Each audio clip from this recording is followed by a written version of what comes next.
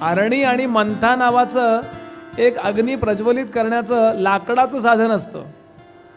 आरणी म्हणजे आडवी पट्टी असते, त्याला एक छोटी गल असते, गल.